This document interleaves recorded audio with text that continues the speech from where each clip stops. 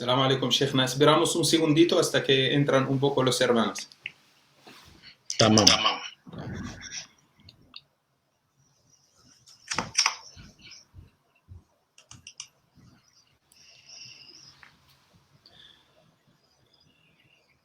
بسم الله الرحمن الرحيم. الحمد لله رب العالمين وأفضل الصلاة وأتم التسليم على سيدنا محمد وعلى آله وصحبه أجمعين.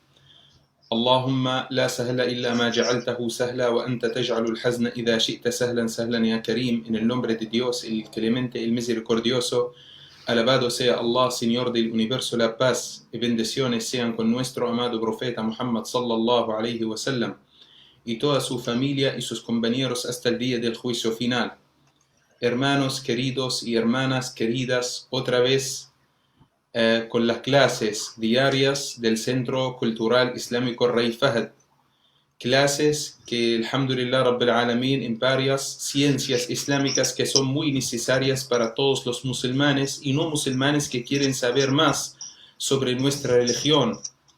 Por eso es muy importante prestar atención, sacar apuntes, tratar a preguntar y también tratar a buscar más, porque todo lo que nosotros estamos ofreciendo es la llave del conocimiento y todos nosotros sabemos que en nuestra religión, el Islam, la búsqueda del conocimiento es una obligación para cada musulmán y cada musulmana, como dijo el profeta Muhammad sallallahu alayhi wa sallam, talabul ilmi faridatun ala kulli muslim. Por eso yo quiero dar la bienvenida directamente a nuestro Sheikh, su excelencia, el Sheikh Isa Quevedo. Assalamu alaikum wa rahmatullahi wa barakatuh. ¿Cómo está, Sheikh? Alaikum salam wa rahmatullahi wa barakatuh. Alhamdulillah rabbil alamin. Bueno, Sheikh, bienvenido otra vez en las clases semanales y obviamente como la semana pasada estábamos hablando sobre el tema del fiqh. Aprendimos muy bien sobre el concepto del fiqh, el término de la palabra el fiqh. Nos explicaste, barakallahu fiqh wa jazakallahu khairan, qué significa y de qué se trata. Obviamente la palabra el fiqh. Hoy, inshallah ta'ala, seguimos con la historia del fiqh, la historia de nuestra fiqh, que nosotros lo tenemos hoy en los libros, entre los sabios también, pero no sabemos de dónde viene el fiqh. Por eso, Sheikh, nosotros queremos seguir para saber el fiqh, como habíamos hablado, en la era del profeta Muhammad sallallahu alayhi wa sallam. Bien. Le pedimos a Allah subhanahu wa ta'ala que nos dé éxito para poder cumplir con su voluntad y para poder hablar cosas que sean de bien. Alhamdulillah. Voy a bajar el volumen un momento. Siento Está muy bien el fuerte. sonido, Sheikh. ¿Está bien? ¿Está bien? Sí, muy bien, perfecto. Ya. Yo te escucho muy bien. Bien. Habíamos hablado sobre el concepto de fiqh. No. ¿Sí? No. Habíamos dicho que el fiqh es la comprensión. Insistimos aquí en el término comprensión. ¿Sí? Porque es la comprensión en español es algo mucho más profundo que simplemente entender. ¿Ya? Así también en el idioma árabe, por ejemplo, tenemos una palabra que se parece a la palabra fiqh, que es la palabra fahm. ¿No es cierto? Sí. Así también en español, sí, está la comprensión y está el entendimiento. MashaAllah. ¿Por qué insisto en esto? Porque algunas personas piensan que con entender lo que dice una traducción del Corán o lo que dice una fatwa traducida, ¿sí? Esas personas piensan que ya están, digamos, preparadas para implementar lo que quieren hacer, digamos, según los preceptos de la Sharia islámica, según los preceptos del Islam. está muy fuerte para mí aquí el sonido. Voy a... Sacalo, Sheikh, que yo te escucho la verdad muy bien. Yo quiero, no hace falta usar los auriculares. Bien. Entonces, le decía que yo insisto mucho en esto, que nosotros tenemos que entender que el fiqh en realidad no es simplemente entender, digamos, yo agarro el Corán, ¿no es cierto? Y lo veo y leo que aquí dice que hay que rezar. Sheikh, una cosita, si podemos o usar los auriculares o sacarlo directamente, porque para agarrar mejor. O si quieres ponerlo ahí, porque bajó un poco el volumen. ¿Bajó el volumen? Sí, un poco. O sacalo, porque saca todo, saca أزيل كل السماعات من أجل الميكروفون. Bien, ahora está mejor el volumen. Más o menos, porque estás dando eco. Yo voy a hacer silenciar mi volumen, así vamos a ver. Bismillah. Ya. Bien. Entonces, insisto en este punto para que nos demos cuenta de que el proceso del fiqh no es entender así como decimos a la criolla. ¿Ya? En Bolivia decimos a la que te criaste. Hayallah, digamos. No. El fiqh es un proceso de abstracción, es un proceso de análisis y raciocinio. Para poder extraer una aplicación práctica del Sagrado Corán, debemos hacer mucho más que leerlo. ¿Ya? Entonces, en la clase anterior hablamos del significado idiomático de la palabra fiqh, ¿sí? Y para que algunas personas no piensen que es simplemente entender lo que dice un texto, ¿ya? Debemos insistir en la palabra comprensión, o sea, debemos comprender. Y para comprender hace falta apoyarse en lo que se llaman ciencias auxiliares, ¿ya? Las ciencias auxiliares, en este caso, ¿sí? Serían herramientas para que nosotros podamos comprender con profundidad. Bien, antes de entrar en la parte histórica, hay un concepto más que yo quería que lo analicemos, Sheikh. Sí, el concepto de Sharia. Como nosotros estamos constantemente traduciendo las cosas que dicen el Corán del árabe al español, en español a veces se utilizan muchos sinónimos que llevan a una confusión. Este concepto, sí, es el concepto de Sharia. Hay personas que confunden el fiqh con la Sharia, ¿ya? Y esas personas que confunden el fiqh con la Sharia están confundiendo una acción humana con un conjunto de leyes o un conjunto de reglas. Y no es lo mismo. El fiqh es la acción humana, mientras que la Sharia es el resultado de esa acción humana a través del tiempo. Voy a decir algo que puede ser provocador. Algunos van a mover la ceja. En la época del profeta Muhammad sallallahu alaihi wasallam no había Sharia.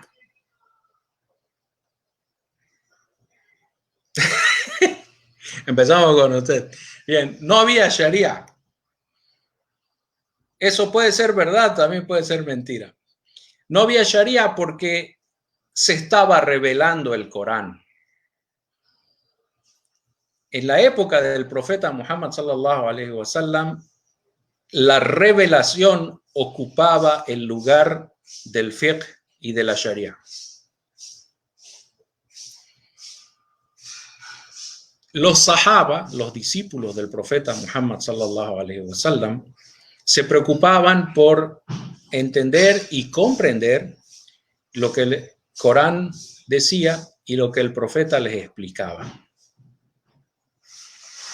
No había asuntos complejos como las reglas, no había asuntos complejos como la contrastación de hadices o de reglas también. No había escuelas, no había nada de eso. Un momento, Mahmoud, ciérrala la puerta, por favor. No había nada de eso. Es más, la Sharia islámica todavía no existe en su forma final. Profeta, obviamente porque el profeta Muhammad sallallahu alaihi wasallam estaba también obviamente con la revelación de Allah subhanahu wa ta'ala desarrollando recientemente todos los hukum a varios cosas, no solo el fiqh de la práctica religiosa, sino también el trato con el prójimo, todas las cosas. Entonces estaban en la etapa del desarrollo, ¿no? Hoy hemos decidido llamarla, ¿sí?, la fundacional. O sea, estamos en el periodo fundacional del fiqh, donde se están poniendo los cimientos, se están poniendo los fundamentos del fiqh como una ciencia, como una acción humana, y también se está estableciendo, ¿sí?, el posterior concepto de Sharia islámica. ¿Ya? Pero para hacerlo breve, vamos a leer aquí, el fiqh es el proceso de conocer las disposiciones de la Sharia con sus fuentes, evidencias y metodología para extraer estas disposiciones. ¿Ya? Fíjese cómo hoy en día tenemos un concepto científico, ¿sí?, de fiqh que está muy lejos del concepto idiomático. ¿Qué pasó en medio? ¿Qué pasó? Primero, el fiqh es comprender, ¿no es cierto? Comprender. Y ahora decimos que es conocer las disposiciones de la Sharia. Entonces, algo ha cambiado. Algo ha cambiado y nosotros vamos a responder a esa duda. ¿Qué pasó?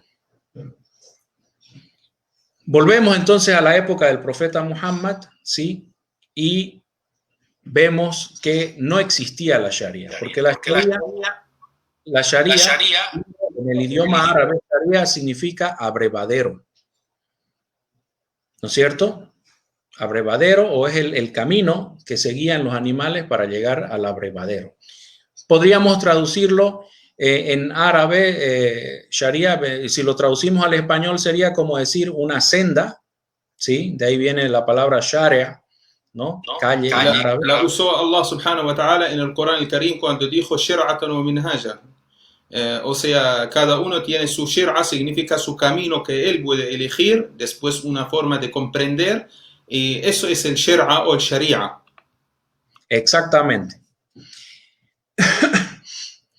Pero en la misma ciencia del fiqh, en la ciencia de la jurisprudencia islámica, ¿qué es la sharia? La sharia es el conjunto ordenado de normas y disposiciones relacionadas con la prohibición u obligatoriedad de las acciones voluntarias del ser humano responsable. Muy diferente de lo que es en el idioma y muy diferente del fiqh. Porque el fiqh es una acción. Nosotros hacemos fiqh cuando nos esforzamos para ver qué dice el Corán, qué dice la Sunna sobre un tema. Estamos haciendo el fiqh, estamos actuando. Claro que es una actuación principalmente intelectual, ¿no? Pero igual hay que caminar para el libro, hay que caminar para etcétera, ¿no? Entonces, Sheikh, una cosita, solo si nosotros cuando tenemos un texto coránico o un texto del profeta Muhammad sallallahu alaihi wasallam y todos nosotros tratamos a leer, ese procesamiento se llama fiqh. Estamos tratando a practicar el fiqh cuando nosotros tratamos a entender algo, ¿no? Sí, Pero ese sería fiqh al-Qur'an, o sea, estamos tratando de comprender el Corán. Y el Corán es mucho más amplio de lo que hoy es el fiqh.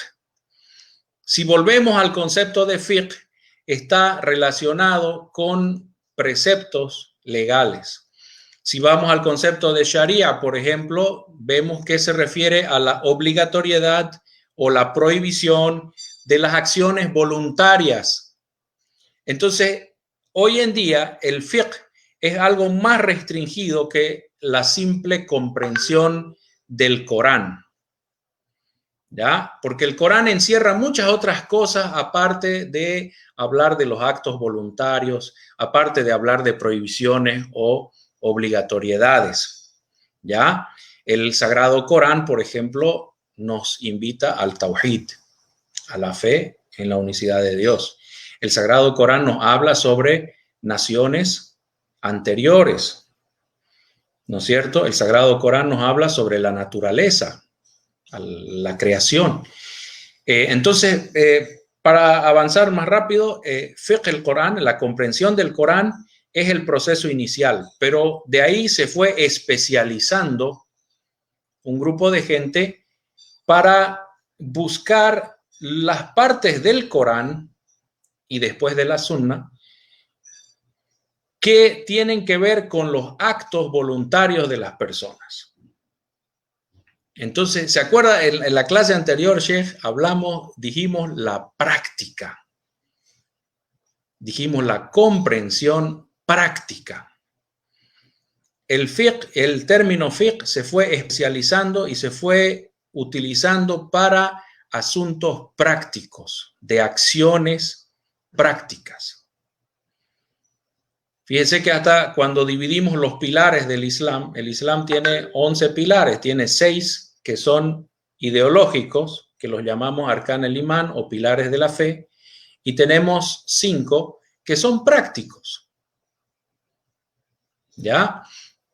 Entonces, en el principio no había Sharia, no había fiqh como una ciencia como la tenemos hoy. No había sheikh, no había sheikh. No existía. Aunque había Sheikhan, Abu Bakr o Umar, nada más. Sí, no existían todas esas instituciones islámicas que tenemos hoy.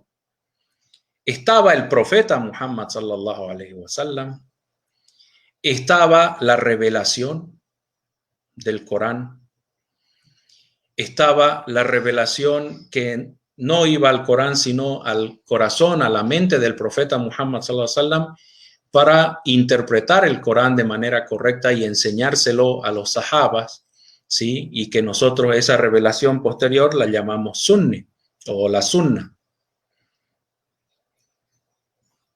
Bien, entonces la característica principal de la época del profeta Muhammad sallallahu alaihi wasallam es que tenemos un Islam bastante reducido, Sheikh, reducido a los fundamentos. Por eso decimos que es la etapa fundacional.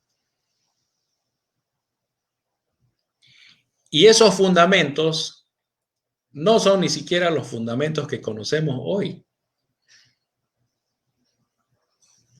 Entonces, ¿cómo se daba el proceso del fiqh en la época del profeta Muhammad sallallahu alaihi wasallam? Para empezar, ninguna de las fuentes que manejamos hoy estaba completa. El Corán se seguía revelando, ¿no? La Sunna tampoco estaba completa porque el profeta Muhammad sallallahu alaihi wasallam seguía enseñando, seguía explicando el Corán a los sahaba. Sin embargo, nosotros si vemos los hadices podemos notar que el profeta sallallahu alaihi wasallam estaba proyectando hacia el futuro la educación de los fuqaha. Estaba preparando, así como un proyecto, ¿sí? Él estaba preparando a los sahaba para el día en que él no esté. Eso sí estamos seguros, ¿sí? Lo vemos, como habíamos mencionado, cuando la mujer le pregunta al profeta, ¿y si vengo y tú no estás? Entonces el profeta sallallahu alaihi wasallam le dijo, pregúntale a Abu Bakr. ¿Sí? Pregúntale a Abu Bakr. Cuando fueron el caso de aquella persona que tenía su venda en la cabeza, que le había caído una piedra, y preguntó a sus compañeros que no eran personas de mucho conocimiento y le dijeron que se saque la venda para hacer el wudú o hacer el baño, y debido a eso la hemorragia volvió y se desangró hasta morir. El profeta Muhammad sallallahu alaihi wasallam aprovechó eso para mostrarles lo que debe hacer una persona, ¿sí? Cuando el profeta les dijo que vayan a el castillo de los judíos, no me acuerdo ahorita si es Bani Qurayza o Bani al-Mustaliq, Bani Qurayza. Bueno, después del Khandaq, ¿no? El año 5, cuando se confirmó que la tribu de judíos había traicionado el pacto y había traicionado la constitución de Medina al unirse a los enemigos de Medina, el profeta mandó a los sahaba a sitiar el castillo de esa tribu de judíos. Entonces les dijo que no recen hasta llegar allá. Y se dio el famoso caso, ¿no? Unos sahaba dijeron, el profeta dijo que no recemos y llegaron allá sin haber rezado el Asr. Llegaron a la hora del Maghrib. Y los otros dijeron, el profeta está hablando de forma metafórica, está insistiendo en que vayamos a prisa, ¿sí? Y ellos rezaron el Asr y fueron a prisa. Entonces, estas situaciones nos muestran que el profeta Muhammad sallallahu alaihi wasallam estaba preparando gente que pueda razonar el Corán, razonar la Sunna, para aplicarla a la vida diaria.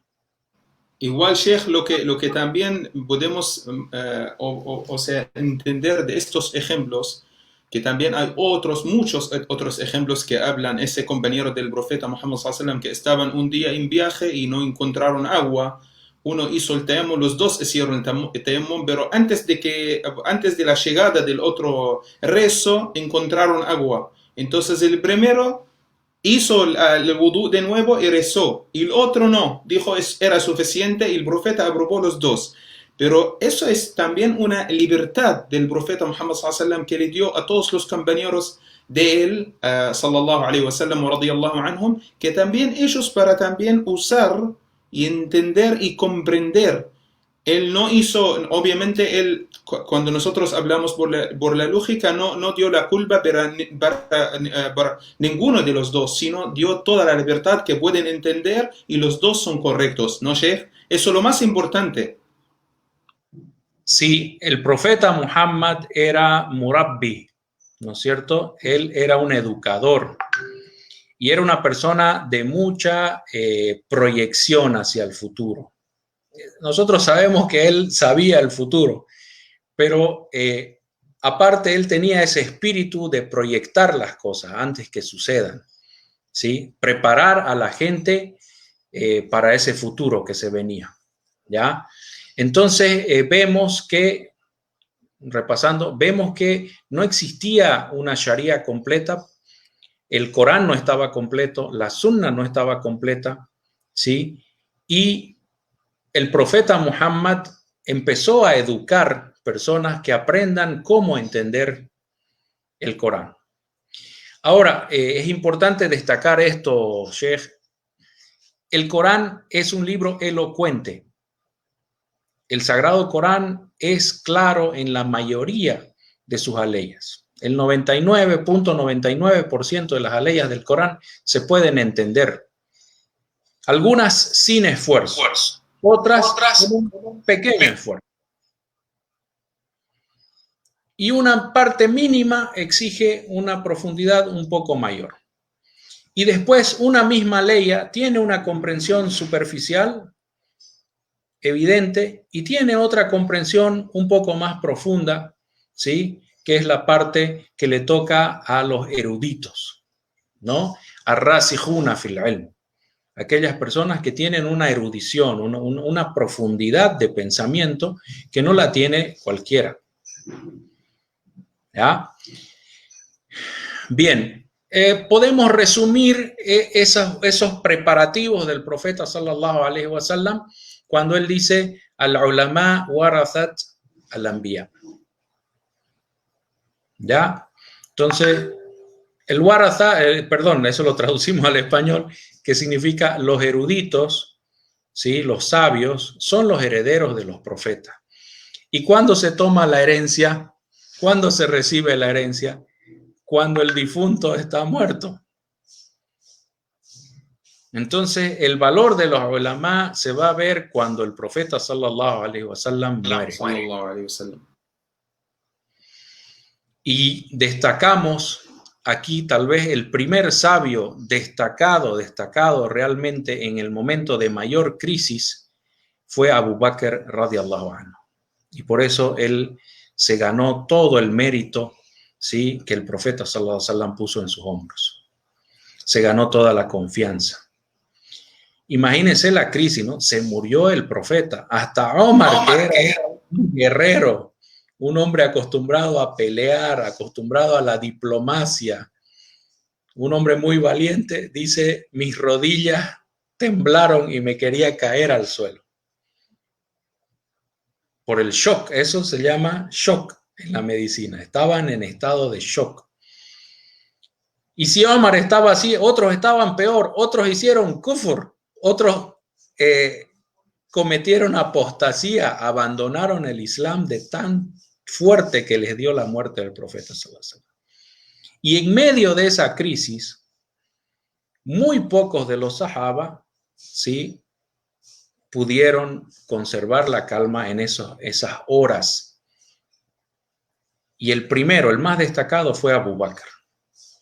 ¿Qué podemos entender en ese momento? Miren, en esos primeros minutos que muere el profeta, podemos entender que Abu Bakr ya estaba preparado, que había sido bien educado por el profeta.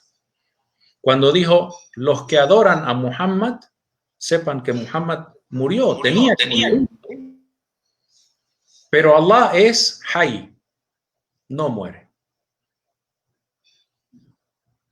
Así que no se pongan tristes porque perdieron tal vez la cercanía de Muhammad, pero Allah subhanahu wa ta'ala sigue aquí, ¿no? Después, cuando habló de elegir a un sucesor y dijo que el sucesor tenía que ser de Quraysh. Ahora hay un error que muchos de nosotros hemos caído en eso, de pensar que las palabras de Abu Bakr eran para siempre. Él no dijo que era para siempre, pero en ese momento lo que dijo Abu Bakr era un entendimiento claro, fiqh, una comprensión profunda. Quraysh era la tribu líder de la península árabe. Si se elegía un califa de los Ansar, los otros árabes no los iban a respetar. Pero bueno, entonces el profeta Muhammad sallallahu alaihi wasallam recibía la revelación del Corán, recibía una revelación similar que le servía a él para interpretar y enseñar a los sahaba, ¿ya?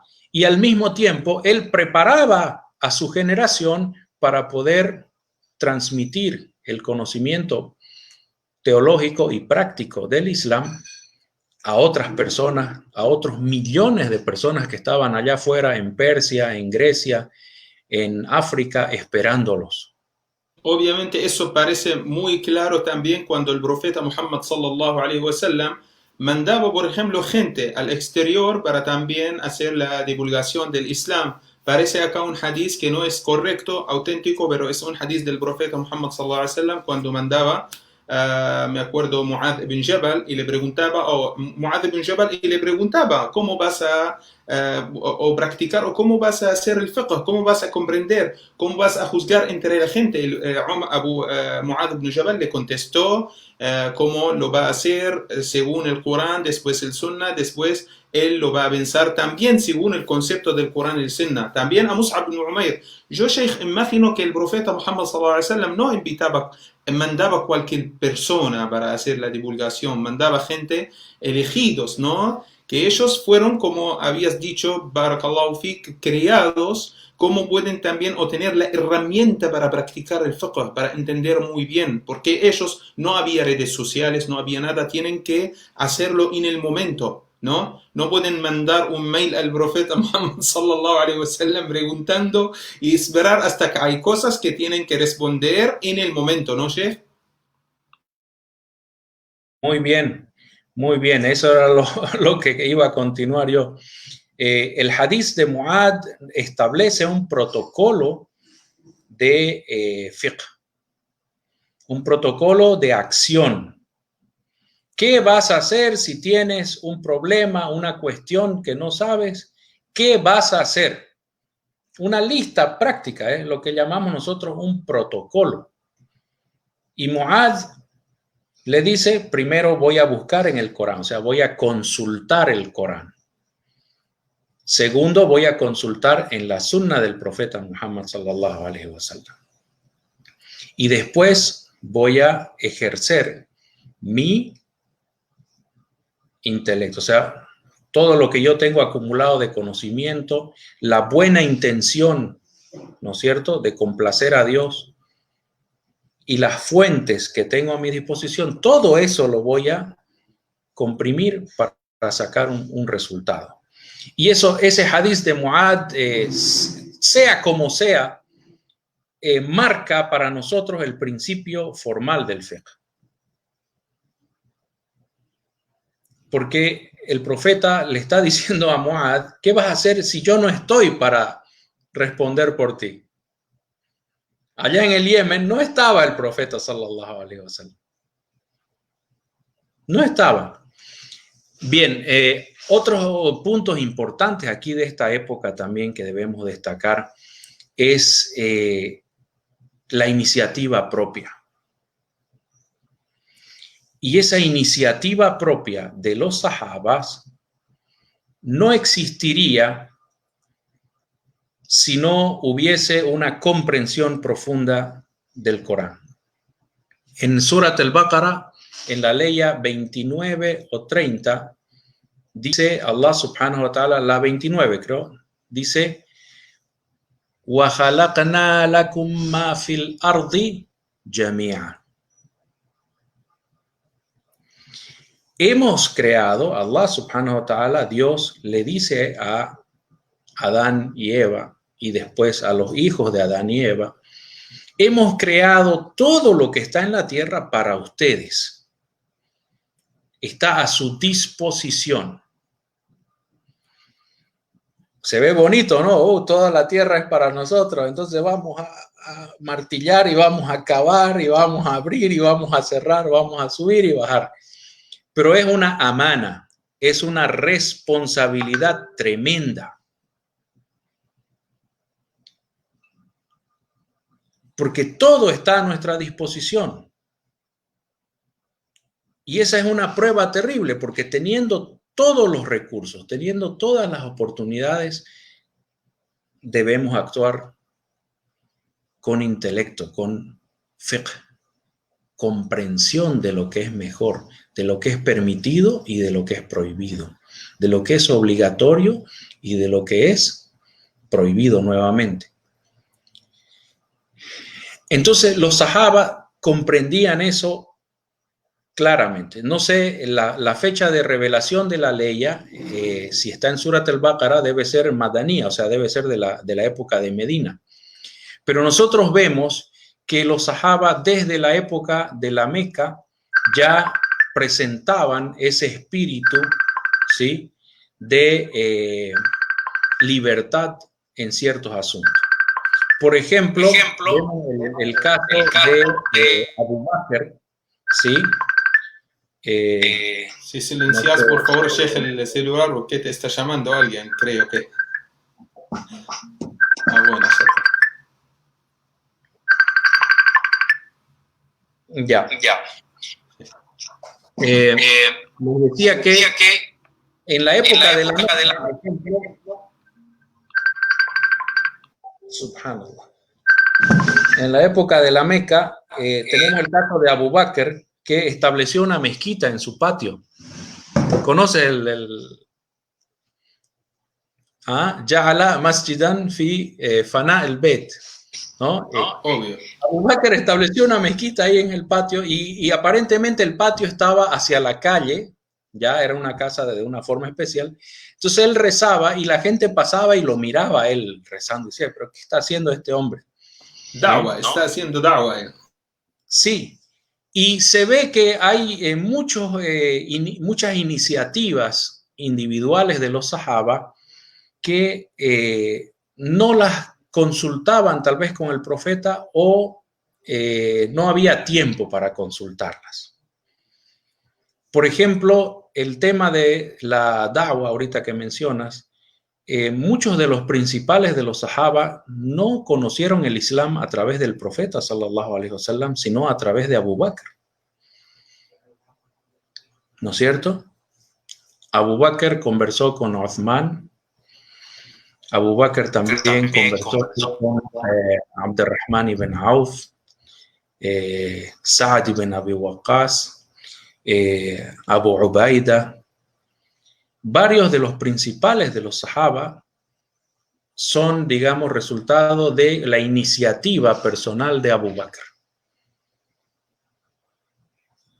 O lo que pasó con Omar, ¿no? Con su cuñado y su hermana. Entonces nosotros vemos que los sahaba tenían mucha seguridad en la práctica del Islam. Y esa seguridad no nace de una mentalidad cerrada, donde cada paso que doy tengo que preguntarle al pastor, o tengo que preguntarle al sacerdote, o tengo que preguntarle al sheikh, o al murid, no sé cómo lo llaman, al qutb.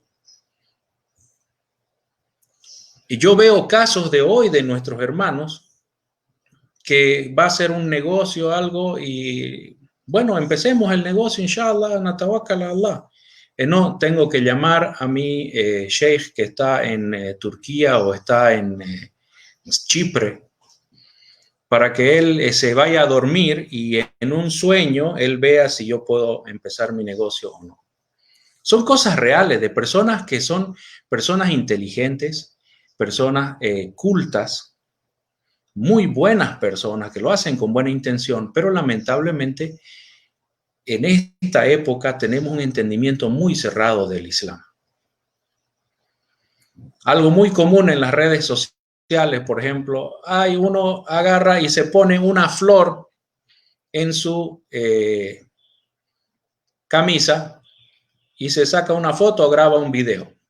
Ya aparecen algunos que dicen, pero ¿acaso esa flor es permitida en el Islam? Voy a tomar, por ejemplo, lo ve esto, ¿no? Esto es un juguete, ¿sí? Voy a decir que es de mi hijo, pero en realidad es mío.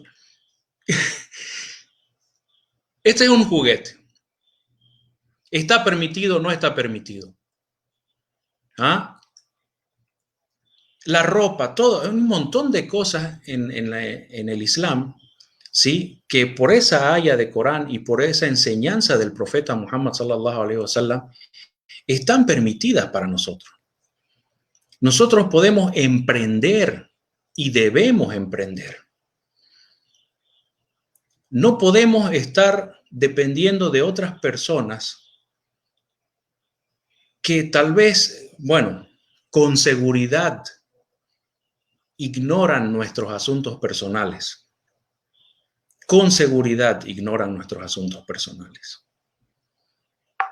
Hay preguntas hoy en día que la verdad no, por educación, el preguntado, el mufti, digamos, debe responder y de buena manera, ¿no? Porque nadie nace sabiendo.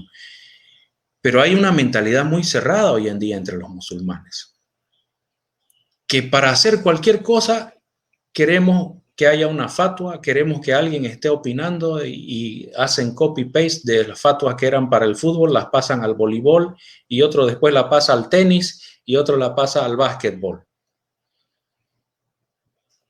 Pero para hacer maldades, para cometer pecados, ahí sí son valientes, ¿no? Son emprendedores. No necesitan porque, sí. Obviamente porque también lo que nosotros, es cierto lo que decís, y yo quiero agregar una cosita, que el fatwa, lo que dice el sheikh, es algo muy, muy, muy privado y especial para una sola persona y para solo un caso. Se puede ser, por ejemplo, y nosotros lo que tenemos que entender que, alhamdulillah, nuestra religión es amplia, no es muy cerrada, pero en el mismo tiempo también muy, pero muy sensible. Muy sensible en caso que nosotros tenemos que consultar a un sheikh, preguntar a otro sabio, hacer todo, pero en el mismo tiempo, alhamdulillah, rabbil alamin, el fatwa no lo podemos hacer copy-paste, como había dicho el sheikh. Es algo muy especial que tenemos que preguntar y consultar según nuestro estado y situación, capaz que tiene otra respuesta, ¿no, Sheikh? Exactamente. Hoy estamos en la época de las fatwas Coca-Cola.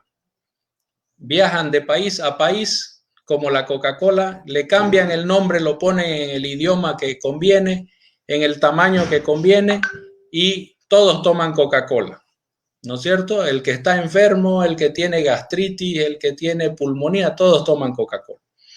Sea alguien que no sabemos quién es, cuándo, no sabemos cuándo preguntó. Le pregunta a un sheikh que no sabemos ni quién es, que por ahí estaba en el Hajj o por ahí estaba en Arabia Saudí, ¿sí? Y le preguntan una pregunta que no entendemos siquiera la pregunta y no entendemos la respuesta. Pero alguien estuvo ahí y lo registró y lo traduce al francés o lo traduce al inglés y después nosotros lo retraducimos al español de España y del español de España y viene alguien y agarra esa fatwa como si fuera un palo y nos da en la cabeza, ¿no es cierto?, que tenemos que aceptarla. Porque ese sheikh que dijo la fatwa tiene la barba así larga y está vestido como saudita, no sé. Eso no está bien. Los mismos mashayikh, los eruditos de Arabia Saudí, están en contra de eso. Exactamente, Sheikh, exactamente.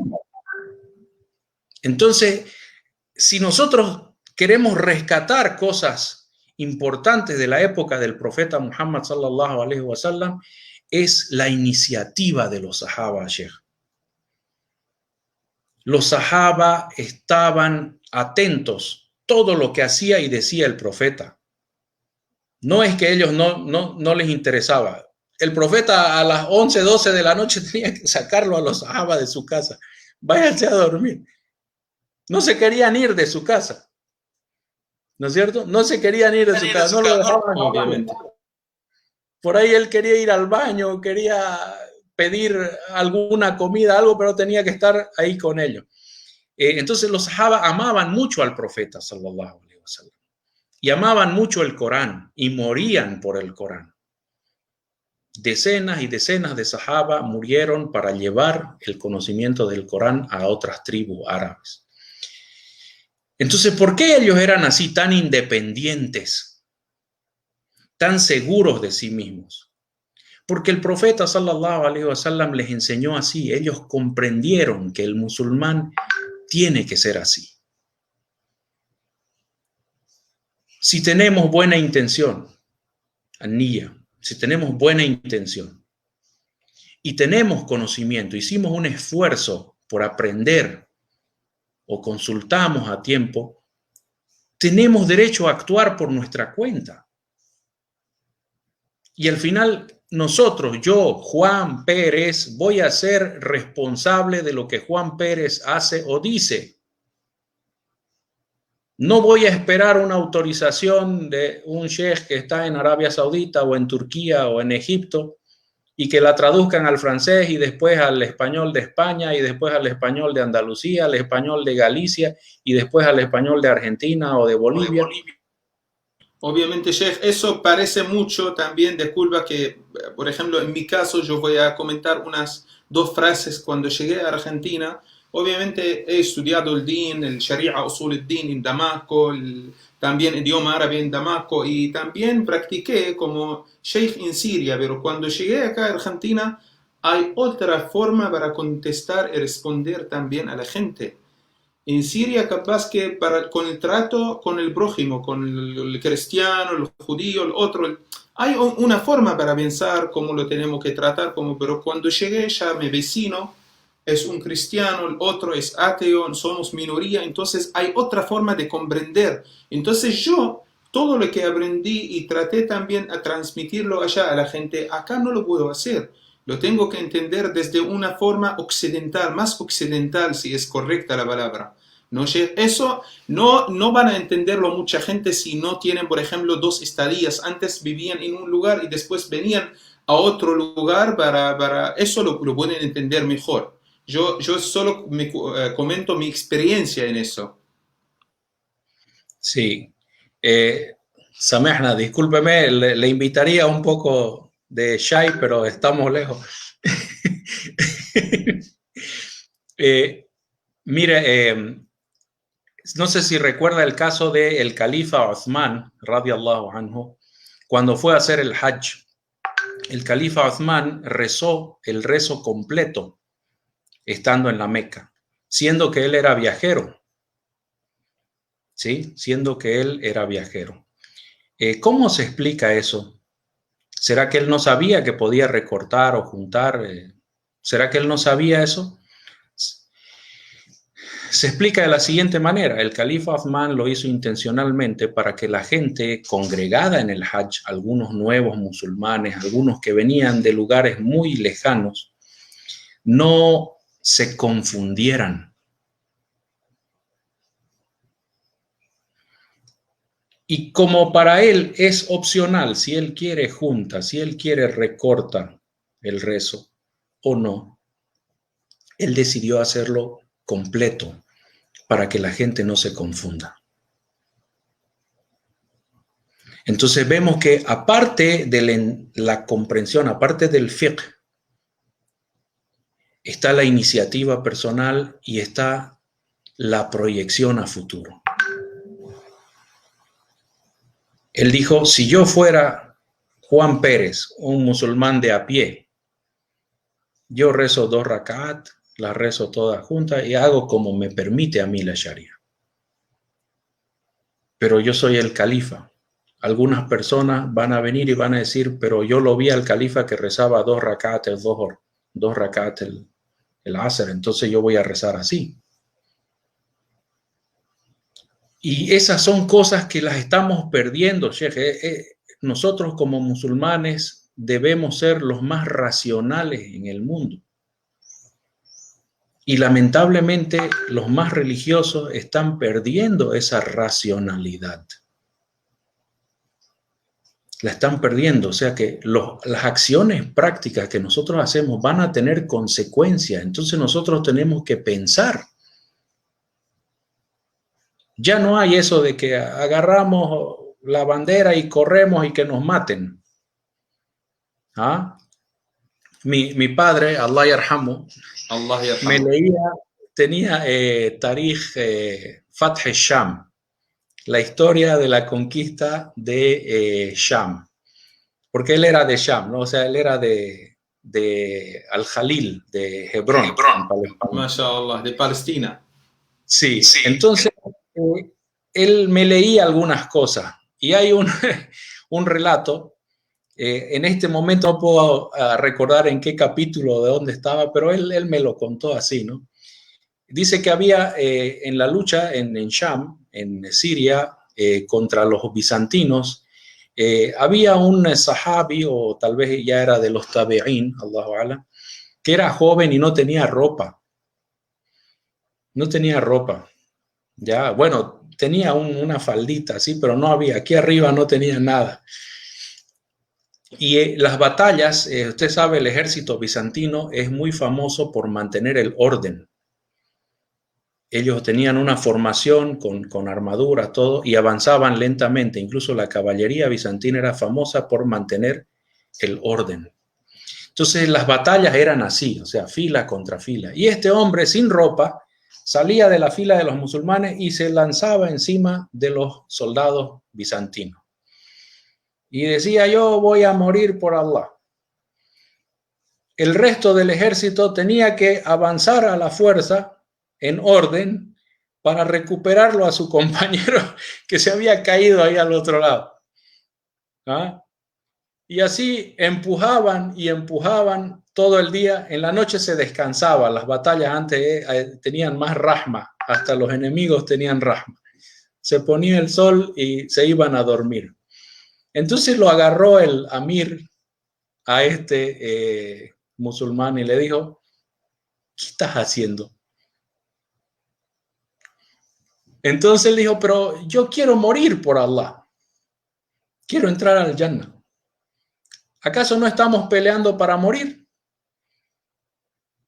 Entonces el amir le responde y le dice, ¿tú estás peleando para morir? Sí, yo quiero morir. Todo el resto de tus compañeros ha peleado todo el día para que tú no mueras. Subhanallah. Todo el resto del batallón empujó y empujó para rescatarlo. Cada vez que lo rescataban se escapaba y se volvía. Entonces, el Islam debe comprenderse como lo comprendieron los sahaba. Sin esa pinturita, ese maquillaje romántico que le quieren dar a algunas personas. Hacerse musulmán no significa lanzarse a un precipicio. Hacerse musulmán no significa abandonar la vida mundana. El Islam es para esta vida mundana. ¿Se acuerda? Hablamos de esto, Sheikh. El entendimiento.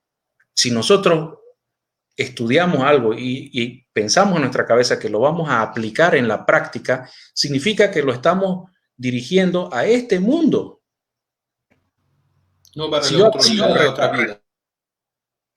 Si yo aprendo a rezar, ¿dónde voy a rezar? ¿Voy a rezar aquí en el dunya, en este mundo, o voy a rezar el día del juicio final? Es aquí. Si yo voy a ser comerciante, voy a ser comerciante aquí. Entonces, el fiqh nace de esas necesidades mundanas que tienen los musulmanes. Y esto es lo más importante. Yo sé que el tiempo no es suficiente, pero lo más importante que yo quiero rescatar de esta época es esa libertad y esa confianza que tenían los sahaba. Ellos tenían fe, ellos tenían conocimiento, porque siempre consultaban al profeta y lo amaban mucho y lo imitaban como podían. Pero en el momento en que se presentaba una situación nueva, ellos actuaban por su cuenta. Subhanallah, Sheikh, lo más importante también, subhanallah, como decís usted, que obviamente todo lo que nosotros estamos tratando de desarrollar y aprender y entender bien y comprender, eso para nuestra día de hoy, porque el Islam es un estilo de vida, es para vivirlo. Obviamente, como la historia muy linda que nos comentaste sobre esa persona que quiere morir por la causa de Allah. Morir por la causa de Allah es muy importante, ¿no? Tiene recompensa. Pero también vivir por la causa de Allah tiene mucho más importancia. Lo que nosotros tenemos que tratar es a llegar a vivir por la causa de Allah subhanahu wa ta'ala. Transmitir la vida a la gente y también aplicar nuestra religión en nuestra vida según el concepto coránico y del profeta Muhammad sallallahu alayhi wa sallam. El fiqh es la aplicación práctica del Corán y la Sunna en la vida. El fiqh es para la vida. Es una ciencia viva. Por eso yo me atreví a decirle, Sheikh, que no hay todavía Sharia, que el fiqh mismo no está completo, porque la vida no está completa. Hace 4 o 5 meses, ¿quién pensaba que íbamos a estar encerrados en nuestras casas? Ahora entendemos que eso también va a ser parte de nuestra vida. Nunca dejamos de aprender. Entonces, el fiqh y la sharia no van a estar realmente completos. Claro, Y si alguien llega a decir que está todo completo, que ya no debe haber investigación, que ya no debe haber emprendimiento, esa persona no sabe lo que es el fiqh. Si alguien cree que vamos a vivir de puro copy-paste de fatwas tipo Coca-Cola de otro continente y de otro país que no entendemos ni siquiera para qué se pronunció esa fatwa, no ha entendido. El fiqh es para la vida. La vida siempre trae nuevos problemas, siempre trae nuevas situaciones. La vida cambia. Yo estoy sentado aquí y atrás de mi pared está mi vecino. Puede ser que él está a 5 metros de mí y él tiene problemas totalmente diferentes. Si nos subimos a un bus, va a haber una persona a nuestro lado. Va a estar a 10 centímetros de nosotros, pero él tiene problemas totalmente diferentes. Entonces, el fiqh es la aplicación práctica, ¿sí?, que se da a los problemas de la vida, pero dentro de la enseñanza del Corán y la Sunna. Entonces, los sahaba comprendieron eso muy bien. Por eso ellos pudieron superar, pasar de ser unas tribus así medio sin ropa en medio del desierto a convertirse en administradores de un imperio grande.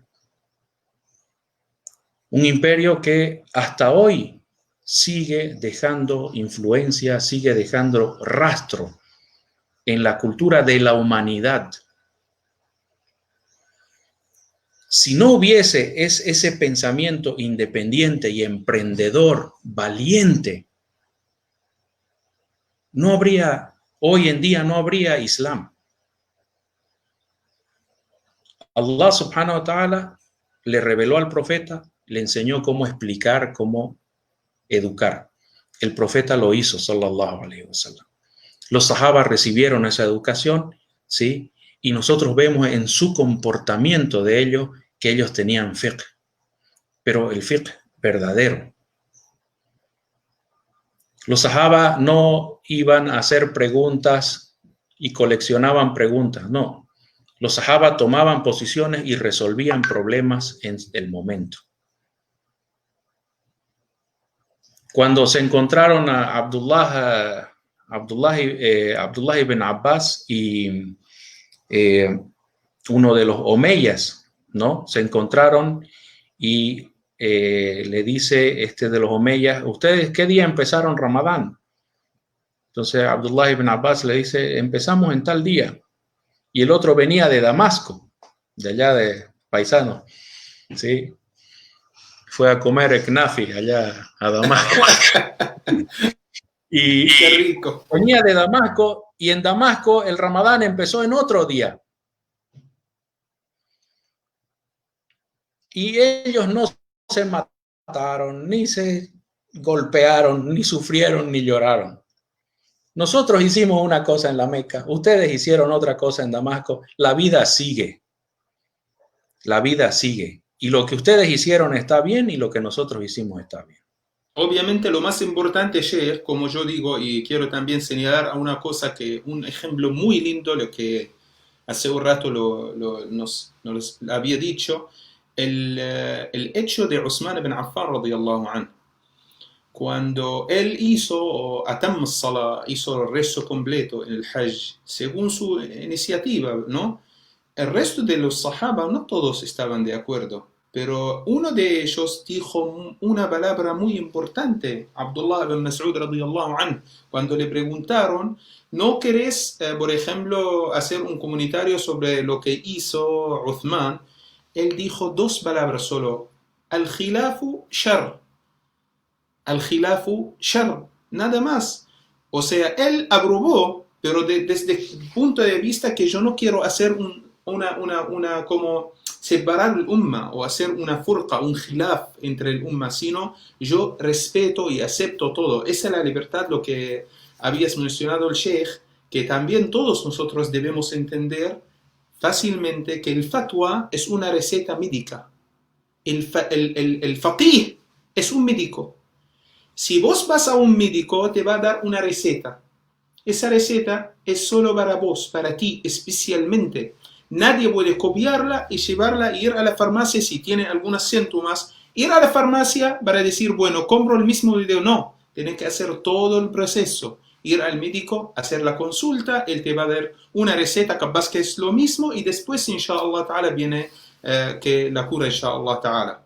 Y disculpa, Sheikh, que yo quise señalar a estas dos palabras que son al-khilaf shar.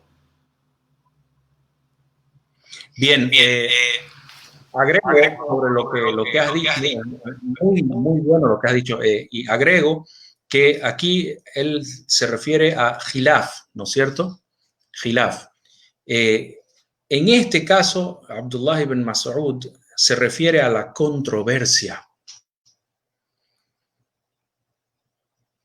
Porque los musulmanes tenemos derecho a tener diferentes opiniones, pero expresar nuestra opinión para que choque con la de la autoridad y generar una controversia, generar una disputa, eso es haram, es shar, es una maldad. Y lamentablemente hoy vemos, especialmente por esta cuarentena, tenemos que estar con las redes sociales, que hay gente que a propósito quiere generar controversia y desconfía, piensa mal de los demás. Alguien dice algo y otros piensan que uno se los va a imponer a través de internet, que uno va a sacar su mano por ahí por la pantalla y les va a hurgar su cabeza.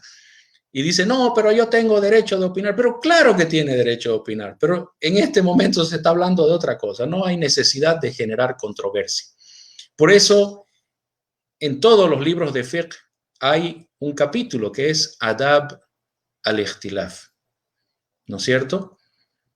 La diferencia de opiniones tiene su ética, tiene sus modales. Y eso es también un aporte muy hermoso del Islam, Sheikh. En la época de los califas se estableció una ética de la opinión, una ética del debate científico. Lo vemos en las palabras del Imam Shafi, ¿no? Lo que yo digo, sí, es lo correcto, pero es posible que lo que dice el otro sea correcto. ¿No es cierto? Vemos cómo los sabios debatían muchas cosas, a veces debatían más de la cuenta, ¿no? Pero siempre buscando una forma racional de debatir. Pero bueno, no nos salgamos de nuestro tema. Entonces, yo me quedo con eso, me quedo que esta época del profeta Muhammad sallallahu alaihi wasallam se establecen los fundamentos del fiqh. Fundamentos en las fuentes, que sería el Corán y la Sunna, ya en la época del profeta sallallahu alaihi wasallam, pero debemos entender que en la época del profeta no estaba completo el Corán y tampoco estaba completa la Sunna, pero sí se estableció, ¿ya?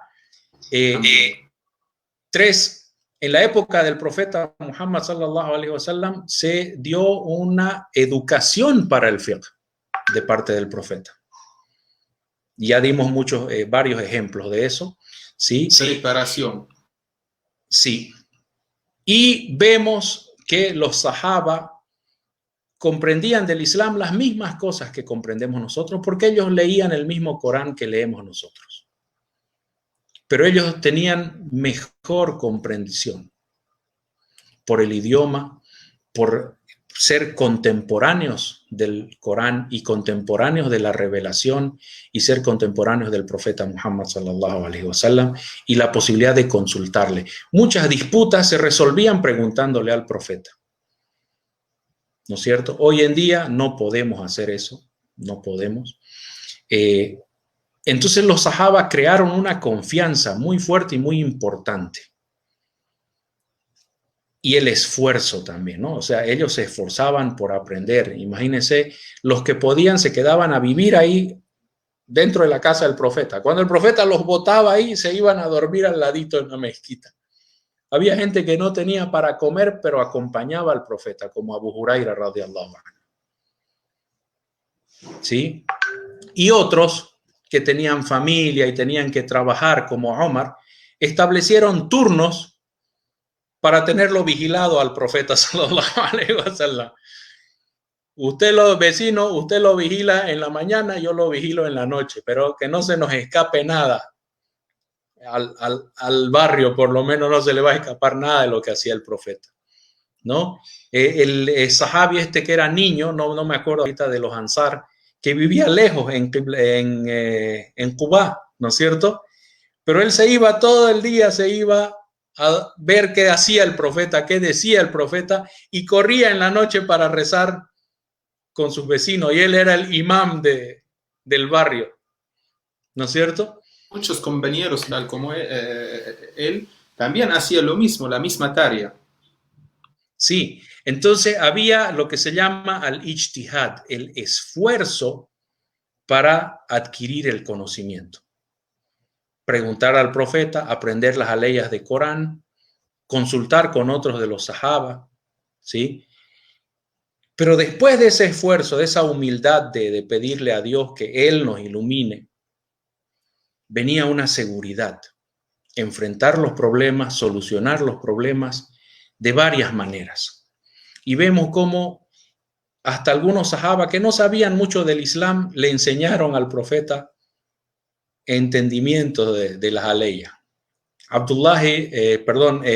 ibn al-As, cuando estuvo en campaña y tenía que hacer el ghusl, ¿no es cierto? Pero si encendían fuego para calentar el agua, los iba a descubrir el enemigo, y ellos eran menos que el enemigo y estaban de incógnito, ¿no es cierto? Entonces Abdullah hizo tayammum y le consultaron al profeta sallallahu alaihi wasallam y le dijo: oye, pero tú eres el emir del ejército, ¿cómo vas a hacer tayammum en vez de hacer wudú? Entonces Amr ibn al-As le explicó y le dijo: el Corán dice que yo haga tayammum. ¿Dónde? ¿En qué parte? Y él le dijo, la tulqu anfusakum y la tahluka, ¿no es cierto? O sea, la aleya es wala taqtulu anfusakum. Eso obviamente el dicho está en el Bukhari, wala taqtulu anfusakum inna Allah kana bikum rahima. Sí. Entonces él comprendió y lo aplicó en el momento de necesidad. Sí, no fue a buscar una fatua Coca-Cola de Arabia Saudita o de Francia o de Inglaterra, no. Él dijo: Dios dice que no provoquemos nuestra propia muerte. Si encendemos fuego para bañarnos, nos vamos a morir, porque los otros, los bizantinos, son como 50 contra 1 de nosotros. Y el profeta Muhammad sallallahu alaihi wasallam aprobaba estas iniciativas propias de ellos. La aprobaba porque significa que hay fiqh, hay una comprensión, ¿sí? Cosas que no había en la época del profeta Muhammad, así citemos rápidamente. ¿Qué no había en la época del profeta? No había ijma, ¿sí? No había escuelas, no había madhab. Y muchos de los casos que conocemos hoy en día tampoco se habían presentado en la época del profeta Muhammad sallallahu alaihi wasallam. La verdad es que necesita mayor estudio esta época, ¿sí? Porque estamos en una ignorancia total. Mire, durante años aquí, por ejemplo, en Bolivia teníamos el problema de que nosotros leíamos sobre el zakat. Leíamos que en la plata son 20 uqiyas, ¿no? Y en el oro son no sé cuánto. ¿Y eso qué significa en español? Si yo voy a comprar oro o a comprar plata, no hay uqiyah, no hay dirham, no hay dinar, no hay. Y empezamos a buscar en los libros. Y unos dicen que el dinar era 3 gramos, el otro dice que era 3.5, el otro dice que era 4, el otro dice que era 7. Queremos pagar zakat aquí ahora. Y por eso yo, la verdad, le pido a Allah subhanahu wa ta'ala que lo recompense al Sheikh Yusuf el-Qaradawi. No está de moda ahora entre los políticos, pero él fue tal vez uno de los primeros que dijo: A ver, hermanos, olvidémonos ahorita de los dinares y los dirham y las uqías y esas cosas. Son 87 gramos. Ah, son 87 gramos. Ahora sí, ¿no es cierto? Entonces, cada día yo compruebo cuánto valen los 87 gramos. O 85 gramos, dependiendo las interpretaciones, ¿no? Nosotros, ¿sí? No, hoy en día tenemos problemas que no existían en la época del profeta sallallahu alaihi wasallam. Vestimos diferente, los países son diferentes, las sociedades son diferentes, ¿sí? Las medidas son diferentes. Ya no es suficiente con que alguien nos diga un hadiz y nos diga unas medidas que nadie sabe cuánto son en nuestra época. Entonces, hay cosas que no las vamos a encontrar en la época del profeta Muhammad sallallahu alaihi wasallam, y por eso también otra conclusión importante, Sheikh, el fiqh lo hacemos entre todos. El fiqh no es asunto del profeta sallallahu alaihi wasallam, no es un asunto propiedad de los sahaba. El fiqh es propiedad de todo. En cualquier lugar de la tierra que haya un musulmán, aunque sea un niño, que quiera practicar, aunque sea una parte pequeñita del Islam, va a necesitar fiqh. Y va a tener que consultar. Y si no puede consultar, va a tener que ejercer su propia comprensión. Y va a tener que solucionar su problema y seguir adelante en su vida.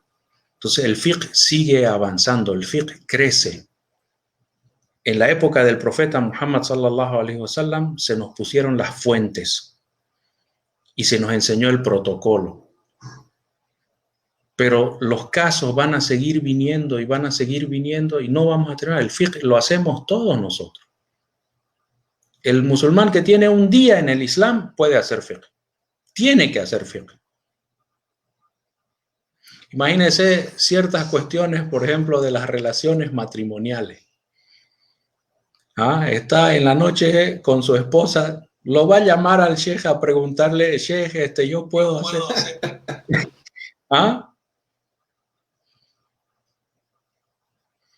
Acordarse de lo que aprendió, tener fe, tener temor de Allah subhanahu wa ta'ala, tener buena intención y que sea lo que Dios quiera, ¿no es cierto? No hay tiempo.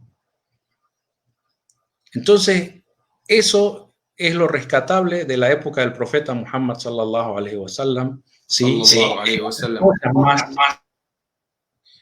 pero el tiempo no nos da, ¿no?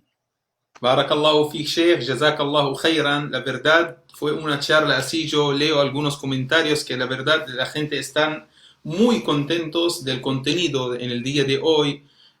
Tenemos mucha gente que están agradeciéndote y también agradeciendo el Centro Cultural Islámico por estas charlas tan beneficiosas para toda la umma, inshallah ta'ala, que van a quedar desde siempre, en cualquier tiempo, y ahora podemos entrar a la página del centro, elegir la clase que queramos y directamente arrancar a aprender, escuchar, inshallah ta'ala, muchos cuentos, muchas cosas muy beneficiosas y también cuentos de los compañeros del profeta. Barakallahu fik, Sheikh, jazakallahu khairan. Nos vemos, inshallah ta'ala, la semana que viene, inshallah ta'ala.